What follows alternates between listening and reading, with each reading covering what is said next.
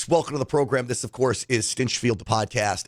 I've been reading a lot about cancer, about ivermectin, about what causes cancer, and I stumbled upon this idea of parasites in your body. Literally worms and bugs that could get into your brain, in your spine, in your organs. And then I read, depending on who you look at, anywhere between 40 and 90% of us have parasites in the body. So these things are disgusting. I'm telling you, I was worried about doing this podcast because I'm looking at these parasites thinking I may chase people away when they start to learn about what could be in their body just because you don't want to know about it.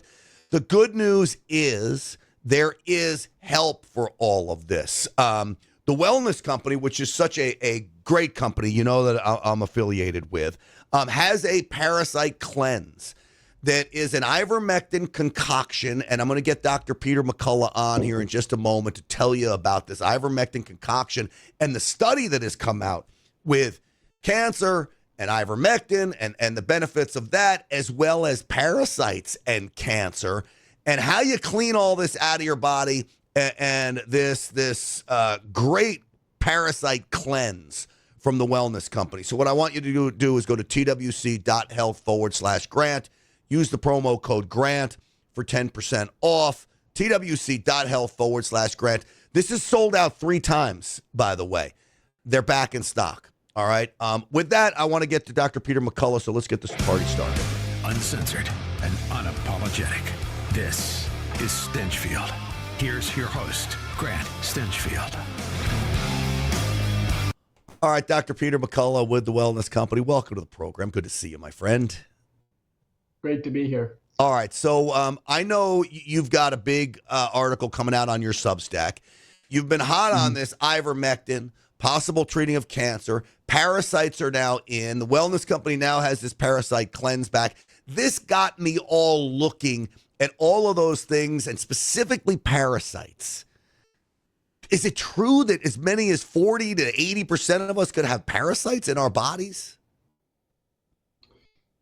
Grant, recall that the body has a microbiome. So we actually have organisms within us in our GI tract, bacteria, fungi, viruses, and indeed parasites. Now, it always depends on the context, where we live, where we travel, the food and water that we ingest.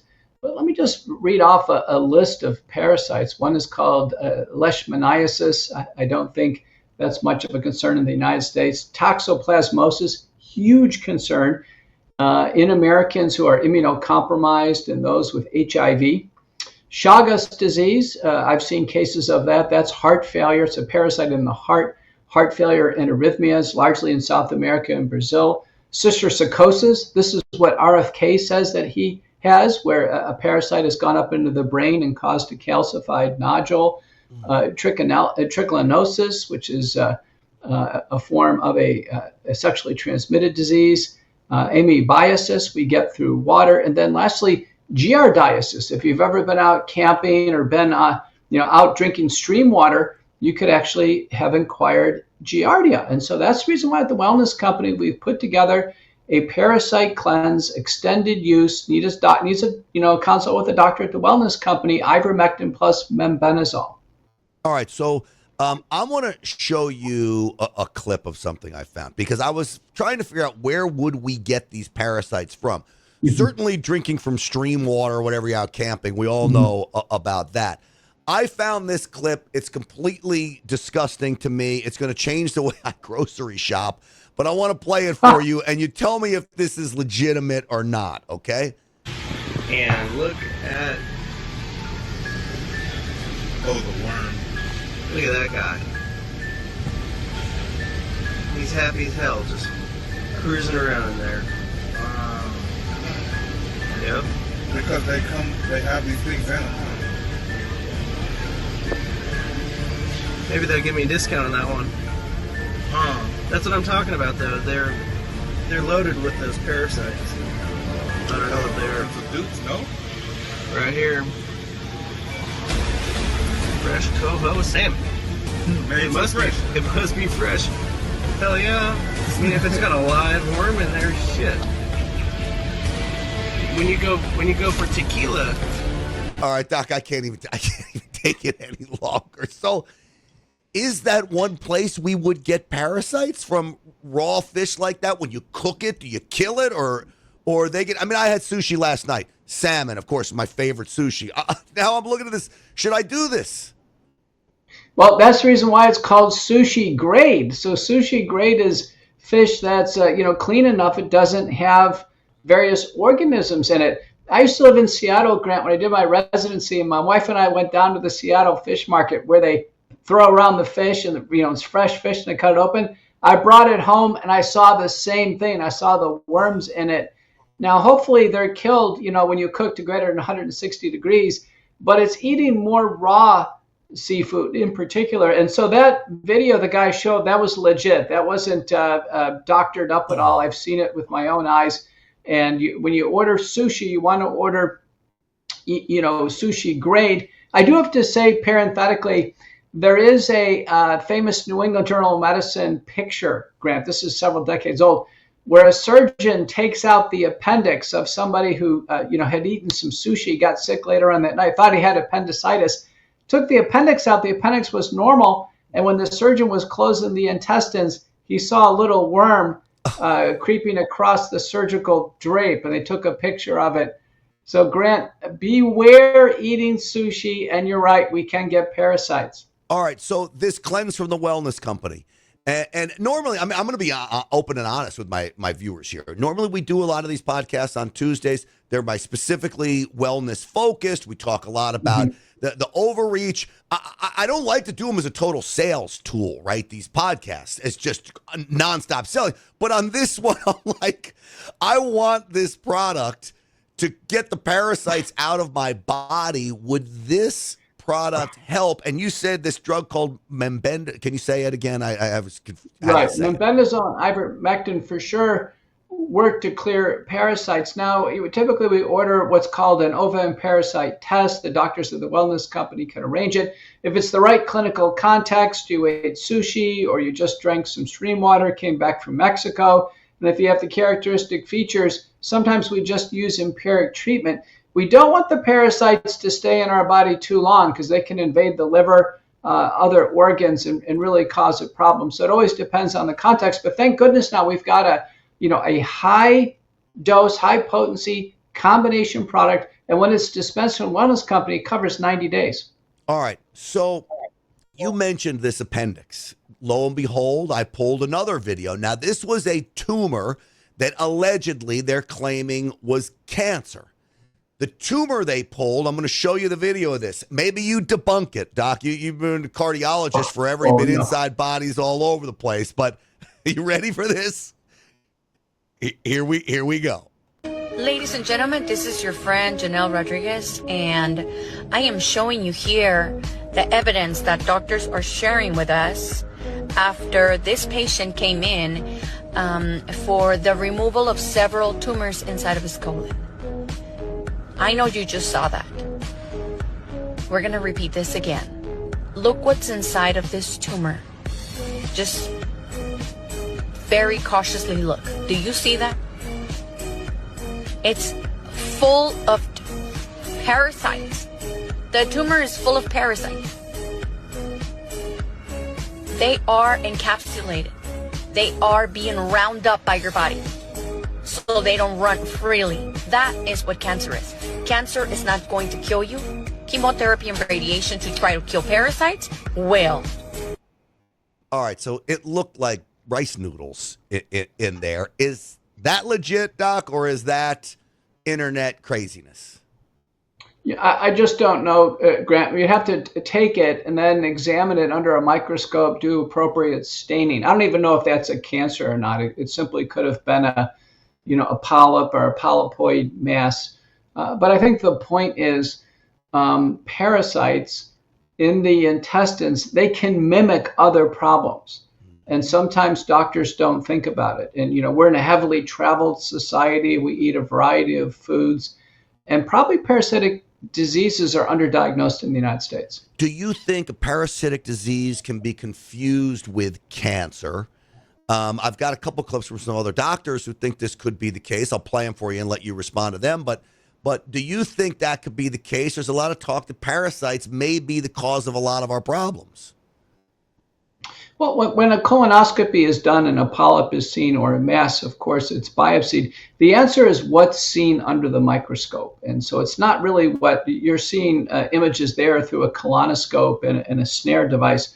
It really depends on what's seen under the microscope. But like I said, I think without me putting a lot of deliberation on this, I can say, listen, things can be unclear when a colonoscopy is done, and we rely on the histopathology. All right, this is a doctor talking about some of these unclear things. Let me play this for you. We make it sound in organized medicine that because we can label something, we really understand it. And one of my favorite examples is multiple sclerosis. You know, we claim that, and I'm a spine surgeon. For all my life, I did neurology evaluations. And we'd have somebody come in and they thought that it was their back or their neck, and I'd examine them and see them and think, no, that's not what's going on. Let's get, this may be something else, thinking about multiple sclerosis or MS. So I would get an MRI of the brain and the spinal cord, and it would come back with a reading and I'd look at it too, but it would come back as a reading from the radiologist. Oh, there are plaques in the brain and the spinal cord, and that means MS. So what is MS? They never take it the next step, and what causes it? Well, finally, we have a really good pathologist, Dr. McDonald, down, I think it's in Florida, who actually did very careful sectioning of the brain and spinal cord and found out that 100% of the dead MS patients he had autopsied had parasites in their brain and spinal cord. Some of it was actually grossly visible to the naked eye. So we just accepted, over my whole 45 years in medicine, we accepted that the smart people at the universities were paying attention to this stuff. And what we're learning, thanks to COVID, I will say, is that they weren't paying attention, that this can't be by accident. One of the things, too, I'll say is that after 45 years in medicine and seeing them telling us things that are completely wrong over and over and over again, you finally wake up and realize this is not by accident. This is a long-term calculated plan to keep us sick for some reason and to kill us prematurely. So it's interesting, Doc, because when I heard her, I don't know about the parasites and the MS, but some of the other things she says sounds a lot like you and the other doctors at the wellness company that, we were told one thing for a really long time, and after COVID, we've woken up to all of this. What do you make of her comments there? Well, they certainly are provocative, but let me give you a concrete example right here in Dallas, Texas, Grant. When I was a student at Parkland Memorial Hospital in the early 1980s, the leading surgery we did was called a vagotomy and pyloroplasty 2. We took out a part of the stomach and the intestines for stomach ulcers. We did this routinely in the operating room at Parkland Hospital. Do you know that's not done anymore? You know why? Because it was discovered the ulcers are caused by a bug, a bacteria called Helicobacter pylori. So, it's not out of the realm of possibility that there are certain problems. I'll tell you another problem, which I'm nearly certain is due to a bug and we can't identify it. And it's a problem called sarcoidosis. Sarcoidosis affects the lungs, the heart. It looks very similar to tuberculosis, except for we can't find the tuberculous organism. So, what's being discussed here is the possibility that we may have infectious diseases, in the case of COVID, long-acting viruses, SARS-CoV-2 and others, that could be causing problems. And, conventional medicine, unless it's investigated, it leaves the cause unknown. We use the term idiopathic. So when you look at all of that, and you think about where we were to where we've come, ivermectin is one of these drugs we talk about all the time. It's in the parasite cleanse. For those of you watching in the Rumble channel, it's right there in the description. You can click the link for the parasite cleanse. It'll take you right there. Ivermectin is to treat parasites, right? But it was wildly effective at treating COVID. Why is a parasite drug good at treating these other things, and now some evidence that it can treat cancer as well? These drugs that we've learned to use have multiple effects, unlike traditional drugs. For instance, penicillin has one mechanism of action. Various forms of chemotherapy like adriamycin has one mechanism of action. What's been very intriguing is ivermectin. It affects nuclear entry of various organisms. It impacts inflammatory receptors and processing within the cell, has direct effects on the organism. So I want to quote two papers. One is on ivermectin by Sulik and colleagues, and the title of it is Ivermectin and its Synthetic Derivatives, a New Class of Anti-Cancer Agents. And this was published in the European Journal of Medicinal Chemistry Reports in 2024. And so, Grant, this is very attractive that ivermectin, in now multiple studies, has anti-neoplastic effects. The second paper is by Gurney and colleagues, and it's titled Mebendazole, a candidate for drug repurposing in oncology, an extensive review of the current literature. And they conclude that mebendazole as a single agent or in combination led to reduction or complete arrest of tumor growth, marked decrease in metastatic spread, and improvement in survival. And so it is for this reason there is a great interest in the combination of ivermectin plus mebendazole in an off-label use for cancers once patients are doing everything they possibly can. So I have patients in my practice, Grant, they have cancer, and they've asked their cancer doctors, hey, can I go to the wellness company and just get this combination? Would it be okay? And every time the cancer doctor says, go for it. They say, go for it. All right, well, that's good because that means we're making progress there. There was a time, I'll bet you 2 years ago, they would have said absolutely not. Am I right? Right. There would have been great skepticism, but now the literature is coming in, and I have a big major Substack focal points coming out on this, where I encourage large prospective double-blind randomized placebo-controlled trials of these drugs. The reason why they're so attractive, Grant, is they're generic and they're very safe. So unlike chemotherapy, I mentioned adriamycin, it causes heart damage. The cisplatin, carboplatin, it causes permanent nerve damage. Some of the other, drugs using chemotherapy cause the hair to fall out, has all kinds of toxicity. Ivermectin is safer than Tylenol. Do you think there would be any credence to the fact that if mebendazole and ivermectin work so well for the TWC parasite cleanse, that maybe it is something to do with parasites and cancer? It's an interesting, intriguing thought about infectious diseases promoting cancers. Now, we do know some viruses promote cancer, human papillomavirus, for instance, and cervical cancer, the retinoblastoma viruses. We do know that's the case. A recent paper by Kevin McKernan, this is really spooky, Grant, where they took out a colon cancer and they examined it, and they found the DNA fragments of COVID vaccines right in the cancer. Wow. So it's possible even vaccines could play a role. Yeah, that's scary as well. There's a podcast that Sean Ryan does. He interviewed a doctor. I'm going to play this from this woman talking about some of the things we're talking about here. And again, I'll get you to comment on what she has to say. Here we go. Helminth infection, which is a worm, is one of the leading causes of iron deficiency anemia. It is a risk factor for gastric cancer. What percent of people do you see have some type of parasite? 90%. 90%? So I probably have parasite. You definitely, yes. A rectal exam on a patient or do a rectal exam, take a stool sample, look at it under a microscope. That is a dying field. It's a dying field. The old school parasitologists, that's what they used to do. Now, you get a stool sample and you send it and it goes to a lab. That missed almost everything. We would send them to old school parasitology in New York. They would come back with whipworm, roundworm, liver fluke. We would treat them. We would treat their wives. Because if one person in the family has it, typically everybody has it. So these guys, these things were going undiagnosed. I mean, there was one guy who had schistosomiasis. He came to me because he was having phantom limb pain, and he ended up having schistosomiasis. Schistosomiasis? Yeah, what is so that? It's a parasite that can get in the bladder, irritate the bladder. But again, so you asked me... So she's saying you need more than just a stool sample. Is that correct, Doc?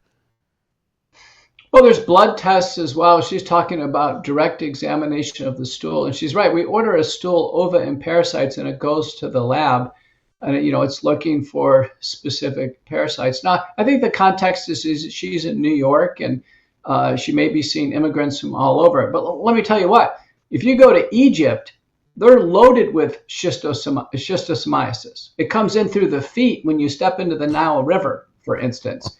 So, it depends on the context and where you are. If you're in Texas, where I train, we are, if there is a new onset seizure in a Hispanic person from Mexico, the leading diagnosis is cysticercosis, or parasite in the brain. So we were taught to recognize this. But her point is well taken. Probably parasitic infections are underdiagnosed. So, I mean, I've heard about parasites in your spine, parasites, as you mentioned, in your brain, in your heart.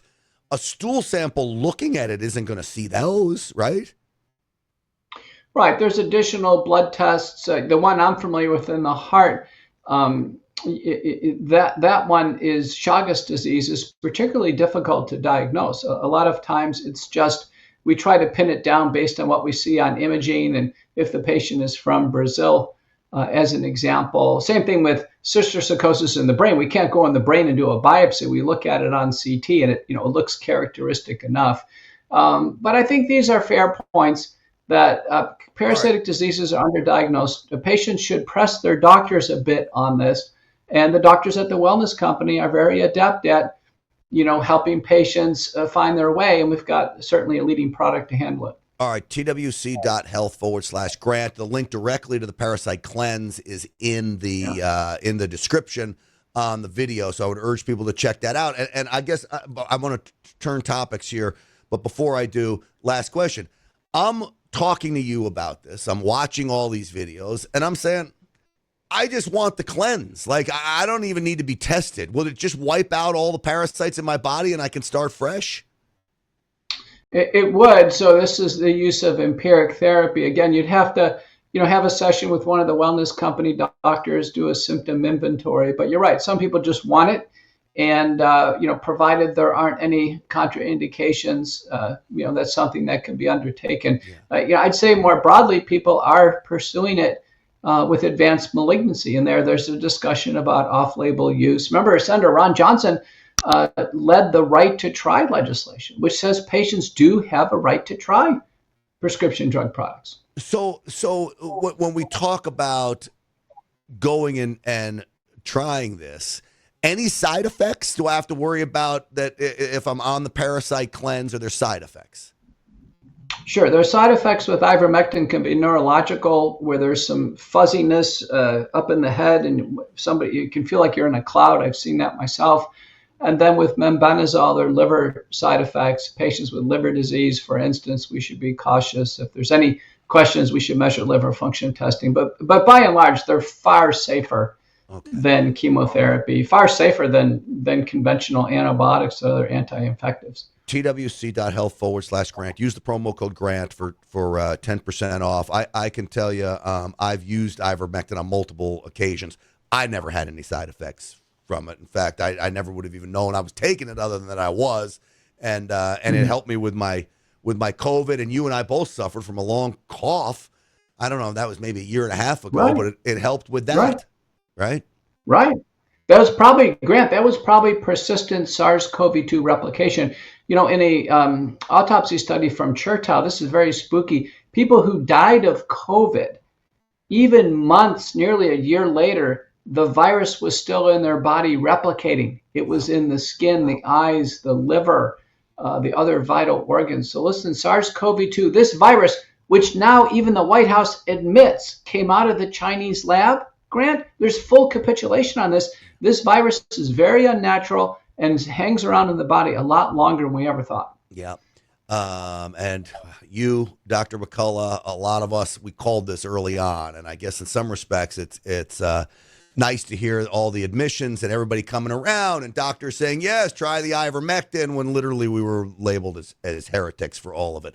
And one of the groups that labeled us as heretics was the New England Journal of Medicine. Boy, oh boy, they changed studies around. Now the Department of Justice, you sent me this article, the Department of Justice is looking into the New England Journal of Medicine. Why don't you tell me what's going on there? This is stunning, and this came out from a pro-vaccine newsletter called MedPage Today, and it's by Kristen Fiore.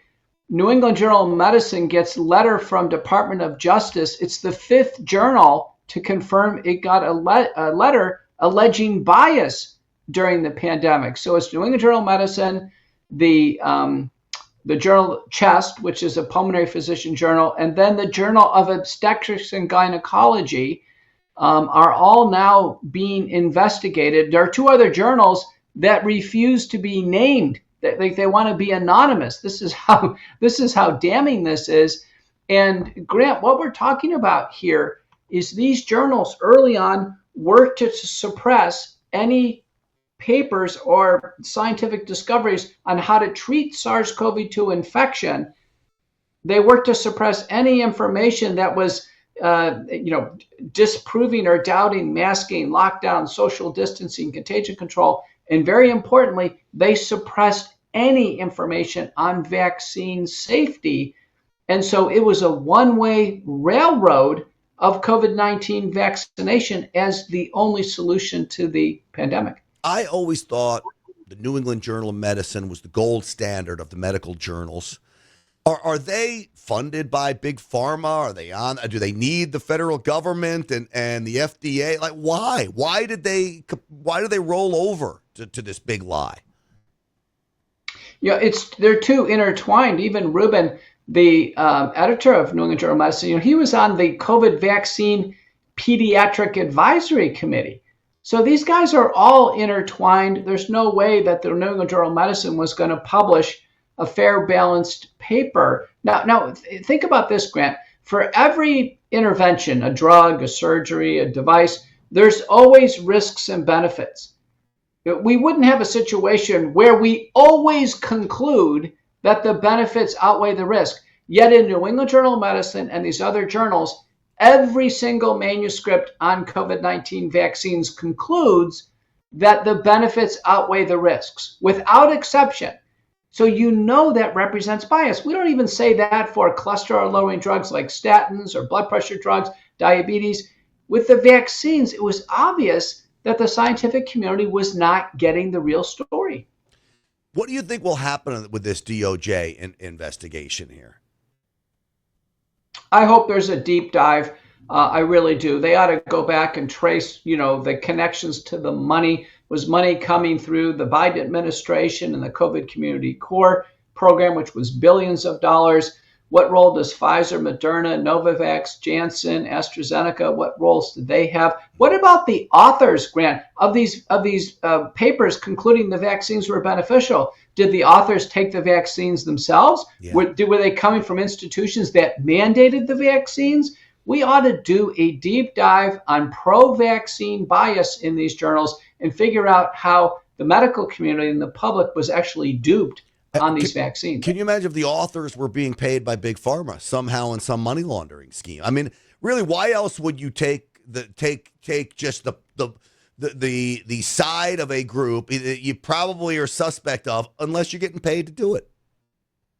Or if they genuinely believe. I think a lot of them are in vaccine religion. They took the vaccines themselves. They had their family members and their spouses take the vaccines. They pushed the vaccines on their patients. Their institutions mandated the vaccines. There's no way psychologically they can handle that the COVID vaccines don't work and they're not safe. Yeah, very, very good point. Dr. McCullough, it's always great having you on the program. I appreciate your insight on all of this, your strong voice, and I appreciate the work the wellness company does to keep people safe with the prescription medical kits and all of those things. Just keep it up, Doc, and I'm sure we'll talk again real soon. Okay, great to be on. Great to see you, Doctor. All right, the great Dr. Peter McCullough. Folks, let me tell you before I let you go, all right? So that parasite stuff's freaking me out. Make sure that's not it. This one right here. Wellness company, twc.health/Grant. Use the promo code GRANT for 10% off. And, of course, the prescription medicine kits.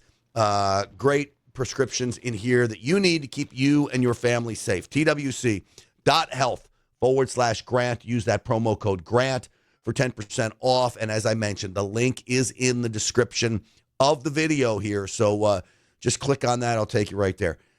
I promise you, I'm getting the parasite cleanse. Okay. And I'm doing it. I'm doing it because I want any parasites out of my body. The whole thing has now completely grossed me out. So with that, I hope you do too. TWC.health/Grant. The link is in the description. Thanks for watching, everybody. We will see you on a special edition of Stinchfield tonight on Real America's Voice. President Trump is in Michigan with a big rally, so we'll have special coverage of that on the show tonight. Stinchfield's Army rolls. We'll see you soon.